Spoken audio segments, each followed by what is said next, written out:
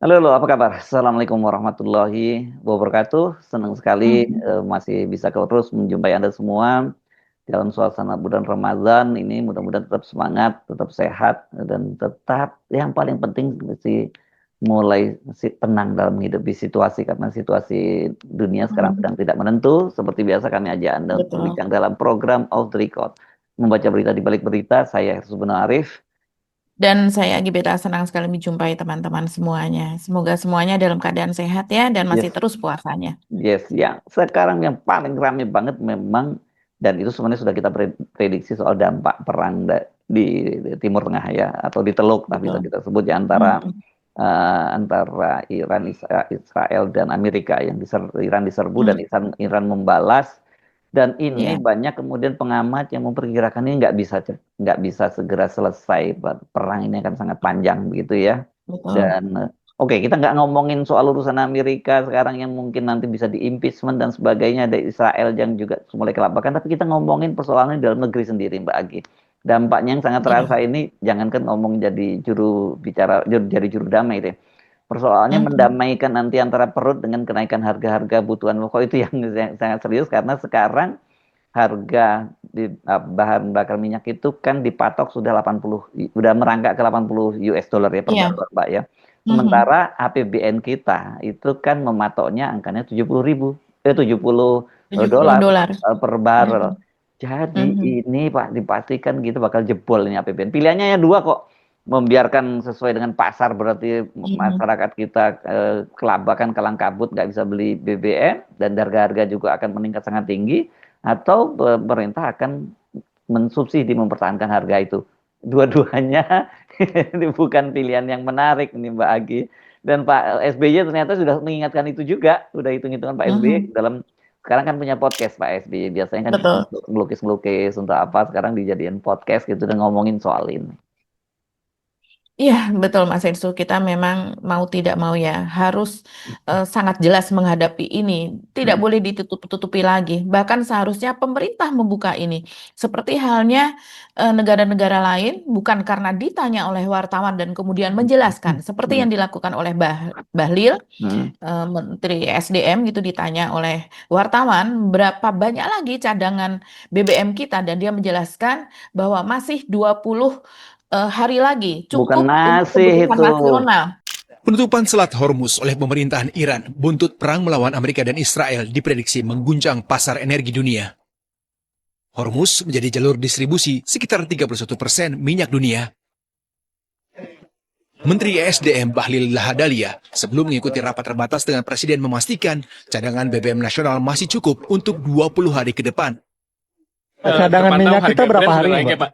Ya, perlahan-lahan sebagian sudah mulai ada perubahan harga naik. Kalau cadangan BBM nasional berapa? Berapa hari, Pak? Masih cukup 20 hari. Dampak ke subsidi, Pak? Sampai dengan hari ini nggak ada masalah. Tapi kan harga dunia kan pasti akan terjadi koreksi ketika kondisi geopolitik yang tetap terus memanas di dunia. Untuk mengantisipasi pasokan terganggu, pemerintah memutuskan mengimpor minyak dari Amerika Serikat. Sedangkan LPG dipasok dari negara yang tidak terkait dengan Selat Hormuz. Indonesia. Skenarionya adalah sekarang ini untuk crude yang kita ambil dari Middle East, sebagian kita alihkan untuk ambil di Amerika. Supaya apa? Ada kepastian ketersediaan crude kita. Yang kedua, impor kita kan untuk solar kan udah selesai. Yang kita impor sekarang bensin. RON 90, 93, 95, 98. Alhamdulillah secara kebetulan untuk mengimpor jenis bahan BBM seperti ini tidak kita lakukan dari Middle East. Tapi kita lakukan dari negara-negara di luar Middle East, termasuk dalamnya adalah Asia Tenggara. Dampak penutupan Selat Hormuz, harga minyak dunia melambung. SPBU Pertamina dan SPBU swasta per 1 Maret menyesuaikan dengan harga minyak dunia. Kenaikan bervariasi dari Rp200 hingga Rp950 per liter. Harga Pertamax RON 92 misalnya naik menjadi Rp12.300 per liter. Sedangkan harga BBM subsidi Pertalite tidak berubah, masih Rp10.000 per liter. Tim MTech Media melaporkan. bukan mati, Iya, itu tinggal 20 hari lagi kan gitu ya, karena ini betul. Sisa 20 hari lagi, sisa 20 hari. begitu Coba kan? bayangkan Mbak Agi, tetangga Mhm. negara tetangga sama ASEAN ini, Thailand yang karena cadangannya masih 60 hari, itu Mhm. berarti 3 kali lipat dari Indonesia. Jumlah penduduk sana Betul, kan juga nggak sebesar Indonesia. Sekarang udah rush orang di sudah panik. ya Iya, panik, udah panik buying ya itu namanya ya, udah antri betul. di mana di pom-pom bensin. Tapi di Indonesia belum ya. Hmm. Kelihatannya orang Indonesia memang paling tenang loh menghadapi situasi begini. Ya, Enggak juga sih Mas oh Yersu, enggak kalau ya. kita melihat Mm-mm. di media sosial itu mereka Mm-mm. yang lebih aware ya, mereka yang di media Oke. sosial biasanya mereka lebih melek berita begitu. Tapi kan ya kita tahu situasi Indonesia ini banyak daerah yang masih belum terjangkau internet juga, dan kalaupun terjangkau internet belum tentu punya uang untuk membeli pulsa apa dan sebagainya. Mereka lebih mementingkan untuk kebutuhan perutnya. Mm-mm. Dan seperti kata Mas Hersu tadi, iya kita harus bersiap-siap. Ini tidak hanya soal BBM saja.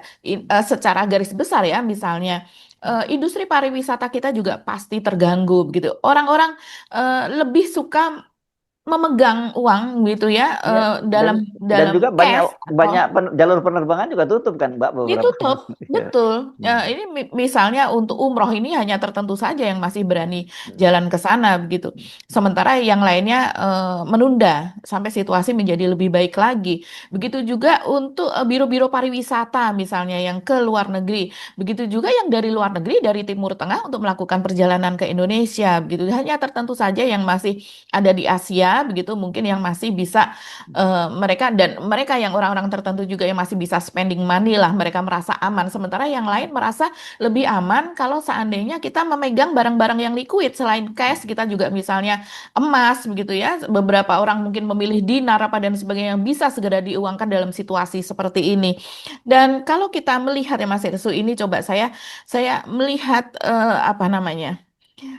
Yang sedang rame ini kan pernyataan dari Bahlil ya, yang dia Ya. mengatakan itu tadi bahwa cadangan minyak kita itu masih 20 hari lagi. Hmm. Ini betul-betul mendapatkan sorotan gitu dari netizen begitu, karena seperti Jepang saja itu cadangan minyaknya masih 254 hari, dan Hmm. belum negara-negara yang lain. Jepang itu masih bukan termasuk yang cadangan minyaknya paling tinggi begitu ya. Hmm. Masih ada yang lain misalnya seperti Estonia. Ini saya membaca di kata data, ada Estonia, ada Belanda, ada Finlandia, dan ada sejumlah negara lainnya yang cadangan minyaknya itu memang sekian ratus kali. Nah, coba kita melihat Mas Irsu, berapa sih seharusnya cadangan minyak yang dimiliki oleh sebuah negara?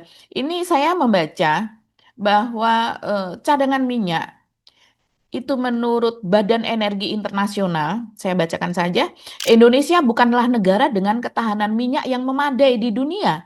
Badan Energi Internasional IEA bahkan mensyaratkan anggotanya untuk memiliki stok minyak minimal untuk 90 hari impor bersih. Saat ini pemilik stok minyak terbanyak rata-rata memang berasal dari Eropa. Jadi kalau cadangan minyak 20 Mereka hari itu itu ya memang prepare, mereka sangat bagus karena cuaca mereka sendiri juga tidak menentu seperti kita. Karena kita betul. ini sepanjang tahun sama aja cuacanya jadi nyantai banget orang kita gitu ya. Iya, dan lagi Hmm. kita tidak siap memang Mas Irsu. Hmm. Jadi Bahlil sendiri mengakui bahwa kita tidak memiliki storage. Jadi Hmm. kalau seandainya kita memiliki cadangan minyak untuk ratusan hari ke depan, maka kita nggak ada storage yang mau disimpan Hmm. di mana. Ini Hmm. ini juga apa ya, sesuatu yang sebetulnya sudah harus dibangun dari sejak masa presiden-presiden sebelumnya. Terlebih Jokowi misalnya 10 tahun terakhir, dia selalu mengatakan geopolitik dunia atau geopolitik global itu tidak baik-baik saja, sewaktu-waktu bisa terjadi perang apa dan sebagainya, tapi ternyata persiapan di Indonesia di dalam negeri tidak dilakukan dengan sebaik-baiknya. Nah, sekarang ini eh, coba kita baca ya, ini bacaan dari Sugeng Suparwoto. Ini wartawan juga ya Mas Hersu, kita kenal. Dia ini menjadi Wakil Ketua Komisi 12 DPR RI, Komisi Energi lah ini ya. Dia sendiri mengatakan bahwa stok BBM Indonesia saat ini hanya mencukupi untuk sekitar 21 hari, tapi jumlah tersebut merupakan stok operasional. Itu hanya stok operasional yang dikelola oleh Pertamina, bukan cadangan strategis nasional. Oh, Jadi, oh, jadi jadi stok operasional ya, jadi bukan cadangan ya. Jadi hanya untuk betul-betul, operasional jadi saja. begitu Kalau ada terjadi habis ya, perang, ya habis tuh barang kita ya, gitu ya. habis kolaps kita. Nah, Hmm. menurut Sugeng, stok operasional Pertamina meliputi minyak mentah dan BBM hasil kilang yang tersimpan di tangki-tangki timbun, kapal-kapal dan floating storage, persediaan ini berfungsi untuk menjaga kelangsungan distribusi harian, bukan sebagai stok darurat untuk menghadapi krisis jangka panjang. Serem Jadi ya. kita terpontal-pontal nih, lagi-lagi memakai istilah itu nantinya. Hmm. Sugeng menjelaskan bahwa Indonesia belum memiliki cadangan strategis nasional BBM seperti negara-negara maju. Cadangan strategis nasional atau Strategic Petroleum Reserve adalah stok BBM yang dimiliki negara untuk menjaga ketahanan energi, menstabilkan harga dalam negeri, dan sebagai penyangga pasokan saat terjadi gangguan atau krisis. Ini yang selalu dikatakan oleh Prabowo sebetulnya. Cadangan energi harus cadangan energi kita harus siap apa dan sebagainya. Dan ternyata ini masih jauh dari kata itu. Sugeng mencontohkan Amerika Serikat yang memiliki cadangan sekitar 700 juta barel minyak yang disimpan di bunker dan dikelola oleh Department of Energy. Cadangan ini dapat digunakan saat terjadi gejolak harga, kelangkaan akibat bencana, atau perang. Jepang dan Korea Selatan juga memiliki cadangan serupa yang dikuasai negara. Nah, Sugeng menilai urgensi cadangan strategis nasional BBM semakin terasa di tengah konflik yang mendorong lonjakan harga minyak global. Dalam rapat 4 hari terakhir, harga minyak mentah melonjak lebih dari 12%. Dengan minyak Brent bergerak di kisaran 79 sampai 83 dolar Amerika per barel. Ini luar biasa ya, hanya dalam beberapa hari terakhir. Indonesia Crude Price atau ICP dalam APBN 2026 ditetapkan sebesar 70 dolar Amerika per barel. Dengan target lifting itu 610.000 barel per hari. Nah, dengan konsumsi BBM itu mencapai 1,6 juta barel per hari, Indonesia menjadi pengimpor BBM bersih sebesar 1 juta barel per hari. Karena kita hanya mampu memproduksi sekitar 600 sampai 700 ribu barel per hari. Kondisi ini membuat Indonesia sangat rentan terhadap gejolak harga minyak global karena kebutuhan dalam negeri jauh melebihi kapasitas produksi. Nah, ini yang disebut dengan tantangan strategis. Jadi, ini anggota DPR nih ya, Pak Sugeng ini mengakui bahwa pembangunan cadangan strategis nasional memerlukan biaya besar, baik biaya investasi maupun biaya operasional. Dia menambahkan bahwa Indonesia sebenarnya pernah merancang konsep cadangan penyangga nasional, tapi belum terrealisasi secara optimal. Di masa-masa Jokowi mungkin lebih penting pembangunan infrastruktur, walaupun Yes. beberapa infrastruktur akhirnya mangkrak. Di masa Presiden Prabowo, dia sudah mengatakan soal ini, sudah merencanakan soal ini, tapi belum juga dimulai atau terrealisasi, dan lebih penting MBG. Yes. Ya, ini Sugeng ini sebelumnya adalah Ketua Komisi 8 kalau saya membawa energi ya. Jadi dia Ya. sangat paham. Ini Sangat paham. ya sahabat lama ini Mbak Agi sejak zaman bagi aktivis Betul. mahasiswa dulu ya. Jadi bukan Mhm. sekadar wartawannya, saya kenal dia sejak masih jadi aktivis pers mahasiswa ini. Jadi Mhm. teman lama yang saya kalau dia ngomong saya percaya karena dia memang lama menggeluti komisi ini yang berkaitan dengan energi. Karena kalau sekarang komisi 12 itu komisi bidang apa ya Mbak sekarang ya? Kalau Masih tidak energi juga? salah itu komisi dengan perbankan ya, dengan Oh, BI perbankan ya sekarang. 12 ya. Tahu- Kalau itu komisi 11 dong kalau ya. Nanti kita cari ya apa komisinya 12. Kita Tapi cari. ya, komisi perbankan tuh komisi 11 OJK dan sebagainya yang kemarin pada dapat Oh, 11 ya. ya yang Mhm. dapat ini loh Mbak, pada dapat apa CSR-nya ingat kan kemarin kan ya. Bank Indonesia. Iya, Bank Indonesia dan sebagainya. Oke, ini serem ya Mbak situasinya ya. Ya, ini sangat seram Mas Hersu sekarang ya. Dan Bahlil sendiri juga mengatakan, oh ya betul, Komisi 12 ini adalah Komisi Energi Mas Hersu. Oh, sekarang energi di komisi Betul. 12 ya. Ya, Ya. sekarang ini kan apa namanya yang tadi dibacakan itu Pak Sugeng itu memang ahli ya untuk soal energi begitu. Nah, sementara kalau kita ada penambahan komisi, nah komisi 12 itu adalah komisi baru yang membidangi energi, sumber daya mineral, lingkungan hidup dan investasi. Nah, kita kembali kepada soal energi ini, Bahlil sendiri mengatakan sebetulnya sudah pernyataan dia soal kita hanya tinggal 20 hari lagi itu kan sudah sekitar 2 hari yang lalu ya. Dan dia pernyataannya yang terbaru dia mengatakan bahwa kita akan menambah cadangan sampai dengan 90 begitu ya. 90 hari. 10 hari begitu. Tapi seperti Anda katakan tadi, kita nggak punya storage yang bisa nampung sampai sebesar itu, bagaimana ya? Nah, itu dia, itu Hmm. dia. Apakah Terus, kemudian akan ditampung di floating storage? Floating ah, storage itu artinya di ya tengah laut tanker itu, yang nganu gitu ya, ya, di ya. tanker-tanker itu dimaksimalkan atau Ya, bagaimana dan itu pasti memakai ada biaya sendiri itu ya untuk ada biaya tersendiri pasti itu ya. biaya tinggi juga ya dalam keadaan seperti ini. Ataukah memakai storage-nya swasta? Saya tidak tahu, tapi ini kan harus kita pun berebut cadangan cadangan minyak nih untuk pembelian di luar negeri Mas Ersu. Selain harganya merangkak, juga pasti semua negara kan berebut itu begitu. Ya, Sementara selama ini lebih banyak dipasok oleh Timur Tengah, oleh negara-negara Timur Tengah. Nah, negara Timur Tengah tidak bisa lewat Selat Hormuz lagi sehingga harus mencari alternatif lain. Sementara untuk Indonesia, menurut Bahlil akan membeli atau mengimpor dari Amerika. Wah, ini kayaknya memang sudah strateginya sudah matang betul ya. Dari Amerika artinya bisa jadi itu adalah dari Venezuela yang dimana memiliki minyak mentah dengan kualitas tinggi dan artinya ketika Maduro diambil oleh hmm, oleh Trump itu memang sudah ada rencana ini juga begitu. Bagaimana mungkin bisa ini bisa linear begitu ya antara penyerbuan Amerika ke Venezuela, terus kemudian menguasai minyak di sana, begitu. Amerika kemudian menjadi operatornya, dan kemudian sekarang ketika terjadi krisis minyak seperti ini, negara-negara mengandalkan Amerika salah satunya karena tidak bisa melewati Selat Hormuz, begitu. ya. Jadi kita tahulah strategi Ya, seperti itu seperti ya. apa. Itu satu hal sebenarnya ya, tuh soal bawa cadangan gitu ya Mbak Agi ya. Oke, katakanlah kita bisa membelinya dan sebagainya. Tetapi kan tadi sudah kita bahas bahwa di awal bahwa APBN kita itu kan mematok itu 70 US Ya. dollar per barrel. Sekarang dengan merangkak menjadi 80 ya, hari ini kalau nggak salah kita baca Mhm. sudah 80, dan diperkirakan kalau Mhm. ini berlanjut bisa sampai 100 100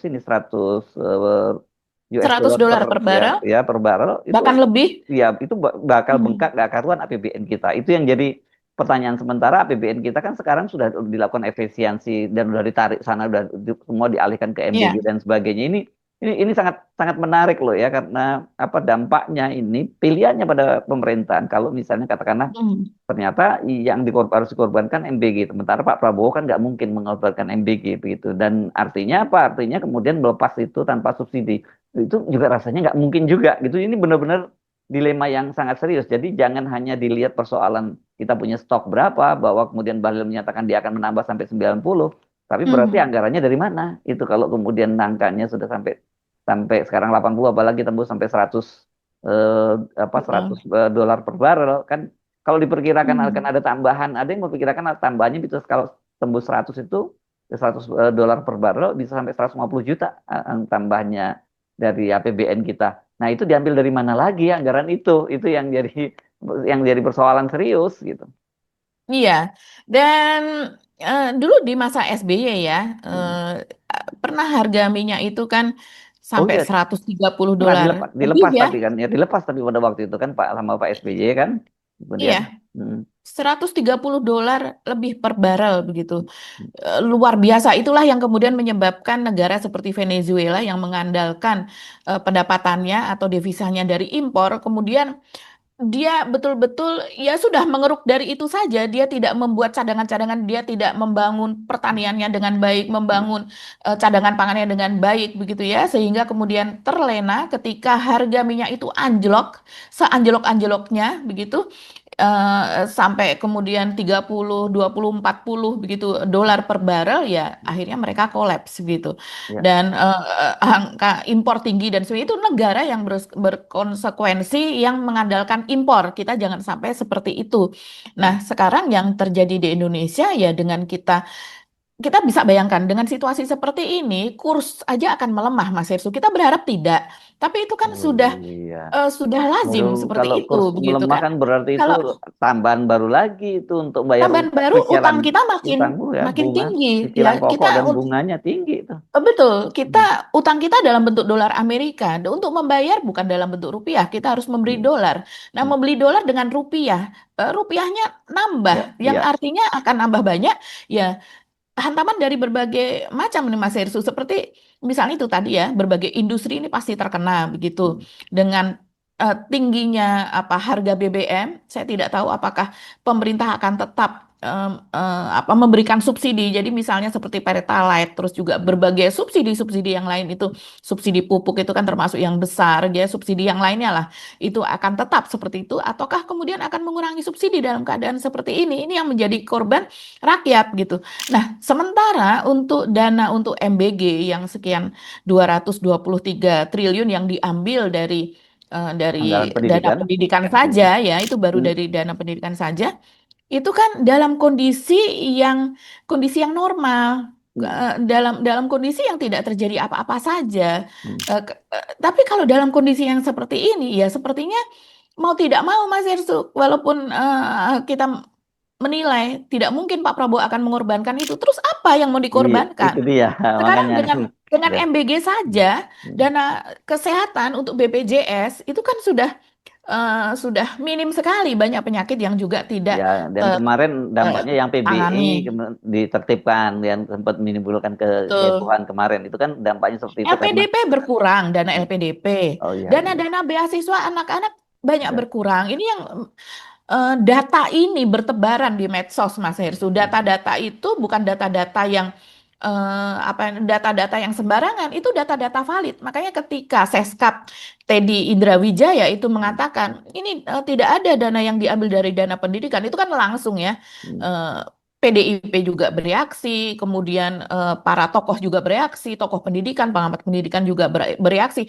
Bahkan yang terkena sendiri seperti anak-anak mahasiswa, para pelajar, itu banyak sekali bersuara di media sosial begitu. Bagaimana ini mempengaruhi beasiswa mereka atau biaya pendidikan mereka yang ya pasti terpengaruh dengan dana untuk alokasi MBG yang sangat besar tersebut. Nah, sekarang pertaruhannya kalau seandainya kita memang situasi BBM kita seperti ini, karena kalau harga tinggi, ya Mas Ersu, kita tahu semuanya target pemerintah misalnya untuk membangun perumahan yang murah, itu semuanya naik kan, semen Ya, naik, pasir ya. naik, karena biaya transportasinya naik, Hmm. yang mau tidak mau, pasti para pekerja, buruh apa dan sebagainya juga akan meminta kompensasi berupa kenaikan gaji atau upahnya mereka begitu. Karena kalau tidak, maka mereka keteteran. Kita bisa bayangkan karena prediksi dari ekonom itu mengatakan bahwa bisa jadi harga BBM ini kalau situasi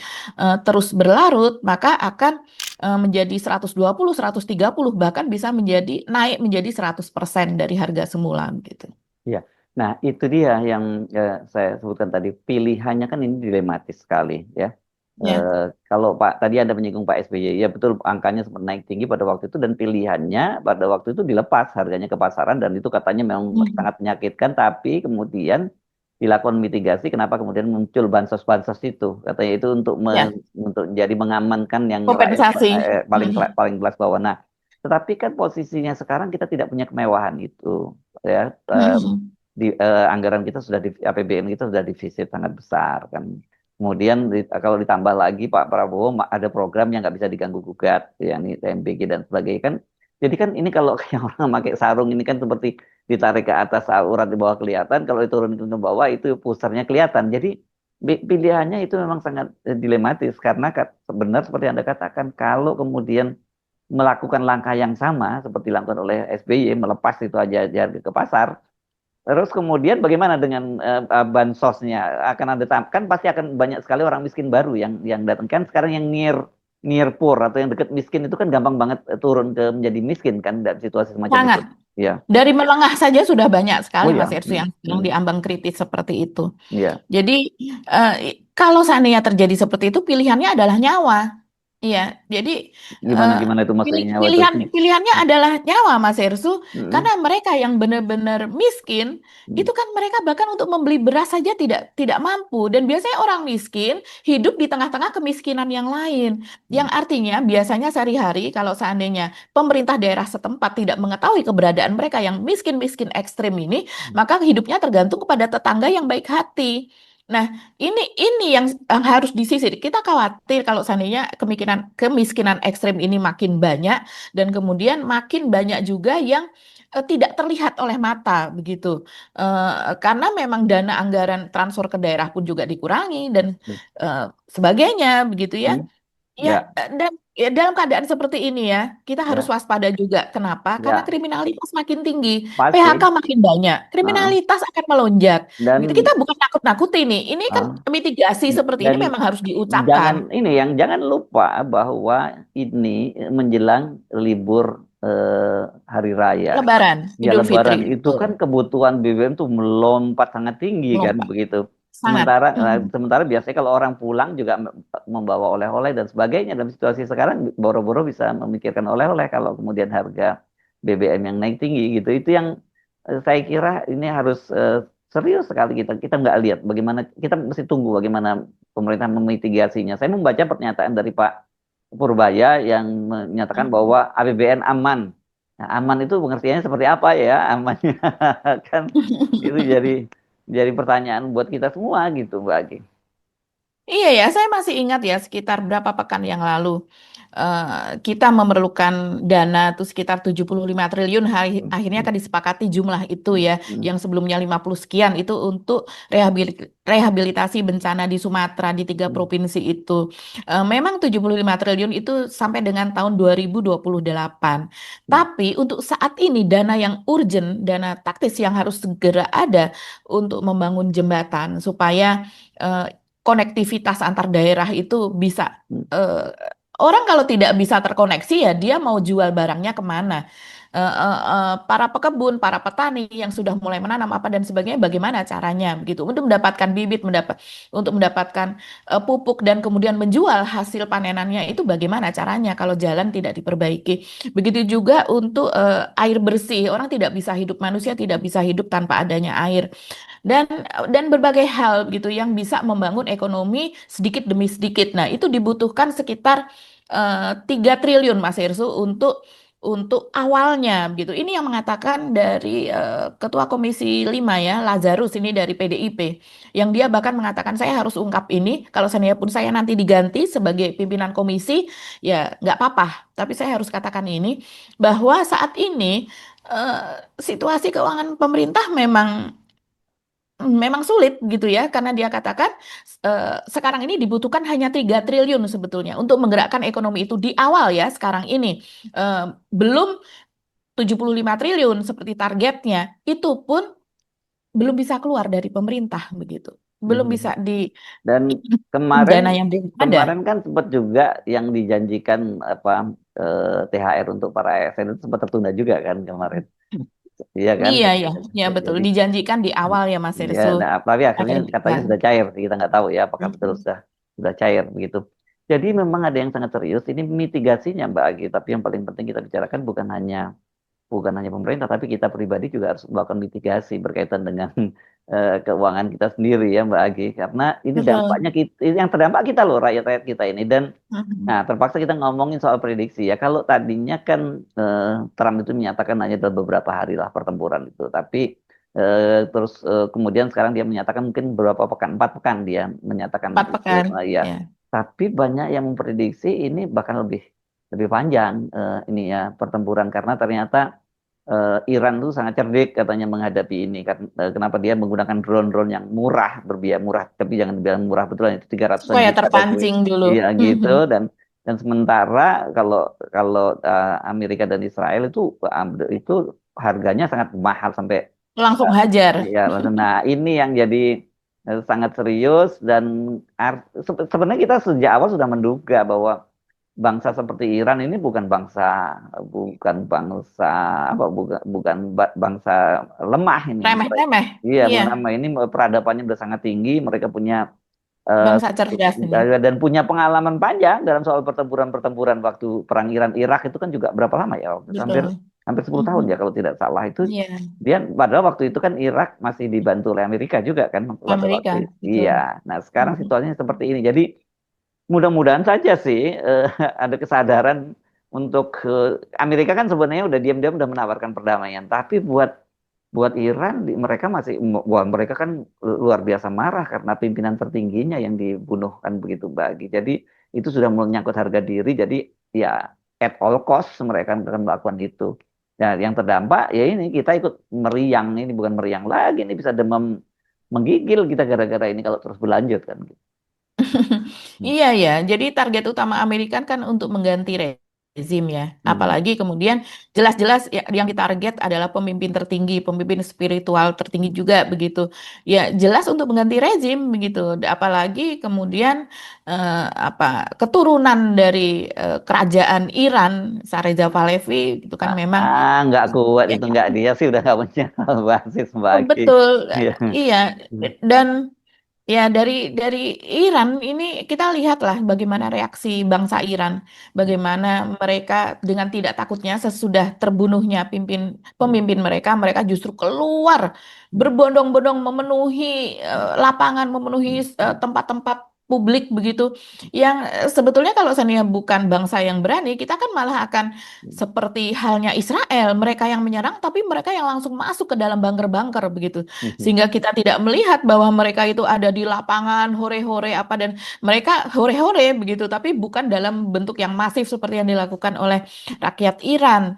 Nah, ini rakyat Iran memang apa ya? Mereka sendiri juga sepertinya sudah siap, Mas Hirsu, untuk menghadapi hal ini. Tidak hanya pemimpinnya, tapi rakyatnya dan juga memang mendapatkan dukungan dari kalau kalau dulu itu kan NATO begitu masih kompak begitu ya. Sekarang coba dari Spanyol saja mengatakan tidak mau pangkalannya dipakai oleh Amerika, tidak mau sebagai landasan untuk kemudian untuk menghancurkan Iran. Jadi Amerika dipimpin Trump ini memang sudah kehilangan banyak kawan. Nah, kita berharap segera ada dari dalam negeri sendiri ya. Sekarang kan sedang bergerak juga Kongresnya. Hari Iya. Sabtu kalau tidak salah ini Iya. akan ada keputusan Jadi, untuk pemungutan suara itu. jadi saya kira kita mesti memang untuk bersiap-siap juga menghadapi situasi itu. Saya tahu Ya. banyak marah, siap-siap apa lagi begitu sekarang anggota memang udah karena udah diputar-putar di situ-situ saja kan, itu udah mau ditarik ke atas nggak Pemerintahnya cukup. yang siap, Mas Yes, Hersu. yes, Iya, dan yes, terbuka kepada masyarakat. Ini yes. situasi seperti apa? Saya kira Seperti yang itu dilakukan oleh ya. pemerintah-pemerintah Iya, lain. saya kira itu yang paling penting. Pemerintah mesti Iya, ada bicara pada rakyatnya, bicara apa realitas betul. yang ada dan apa yang akan dilakukan oleh pemerintah dan apa yang harus dilakukan oleh rakyat. Saya kira seperti itu yang Ya. harusnya Mhm. disampaikan ya Jangan bagi. biarkan rakyat Yes. menebak-nebak, Ya. Oke, gitu.